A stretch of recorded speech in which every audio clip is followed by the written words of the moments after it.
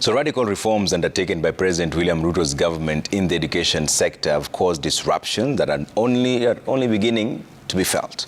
So the review of the workload for pupils in the CBC system, the transition of the CBC pupils to junior school, and the overhauling of the higher education funding system are just a few of the recommendations contained in the President's Working Party that education stakeholders say hold a mixed bag of fortunes for the education sector.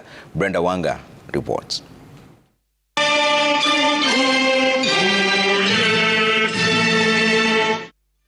Right from the onset, education reforms were flagged as one of the key campaign and manifesto items for the Kenya Kwanza government. It's time to review, in accordance with UNESCO recommendations, the CBC program.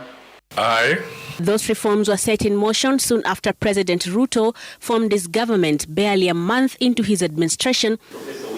The president formed Working Party on education in the country, tapping into the expertise of renowned scholars and experts in all spheres of the education sector led by Professor Raphael Munavu.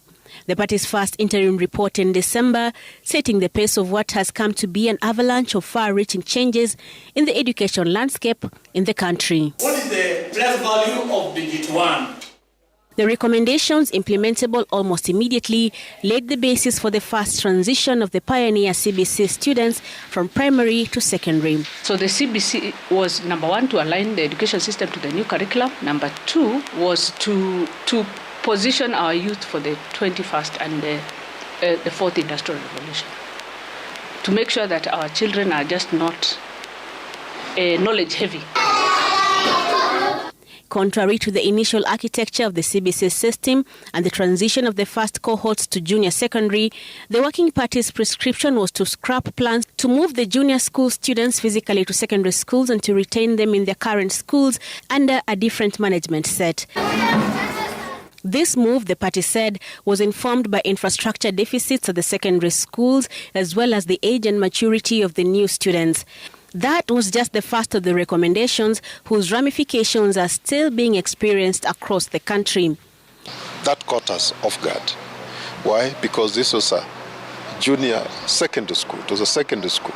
And if you looked at what the CBC had been looked at, it was the period, a transitory period, which was very significant in modeling the children to take clear pathways on how they are going to study.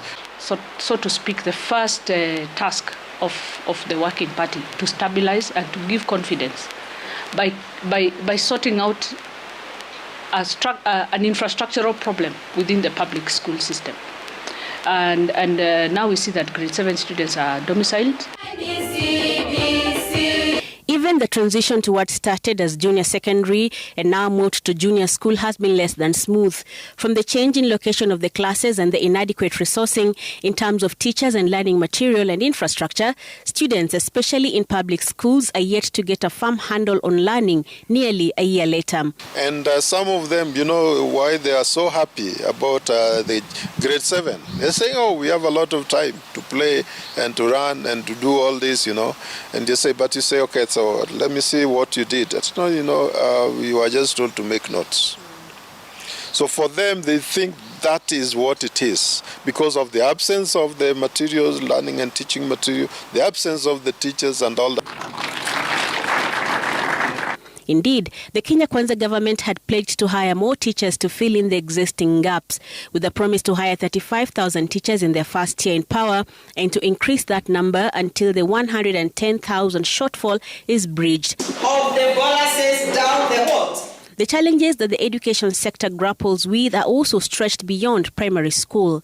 Administrators in secondary schools have been reeling under heavy debts occasioned by the delays in release of capitation funds due to schools. The Working Party also recommended a slight increase in capitation from preschool to primary to high school, with a provision for a review of the same every 3 years. However, the same government, in implementing the recommendations of the Working Party, takes away with the other hand what it gave to the lower ranks in the education hierarchy.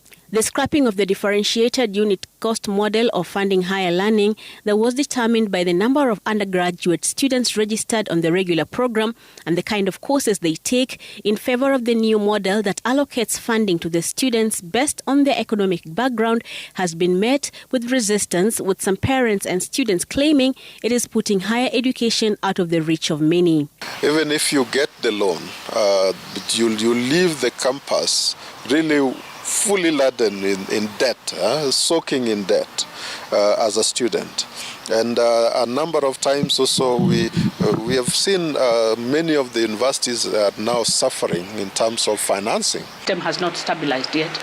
I'm sure these are teething problems, and I'm sure that with the reassurances that the Ministry of Education has given, that this will settle down and students will access the scholarships and the funding.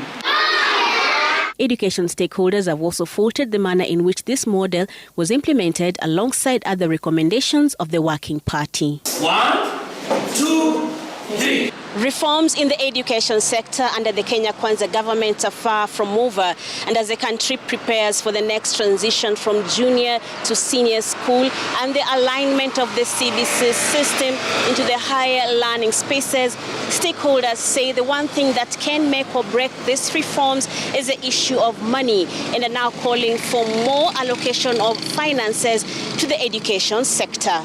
Brenda Wanga, Citizen TV, Nairobi.